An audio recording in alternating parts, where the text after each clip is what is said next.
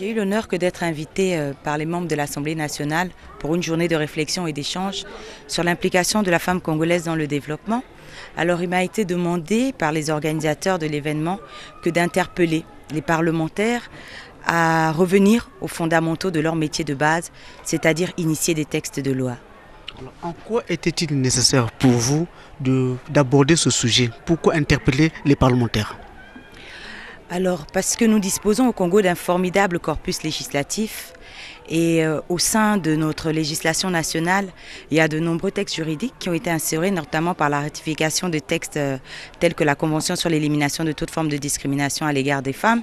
Mais pourtant, nous sommes confrontés à des discriminations au sein de nos dispositions législatives et il était nécessaire d'interpeller les femmes parlementaires sur la nécessité de réduire cet écart, de corriger les injustices.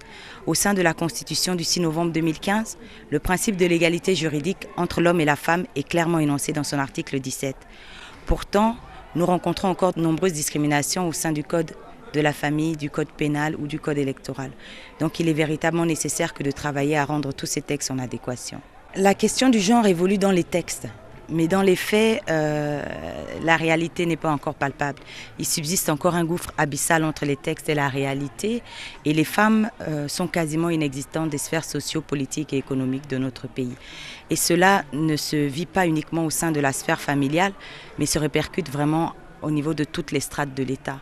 Vous savez, même nos plus hautes instances politiques ne sont pas à féliciter parce qu'avec 8 femmes uniquement au gouvernement, et lorsqu'on analyse la composition des 2 chambres du Parlement, nous arrivons à un taux de représentativité féminine de l'ordre de 14%, soit l'un des taux le plus bas de l'Afrique subsaharienne. Je vais vous dire que ça, c'est la 14e législature.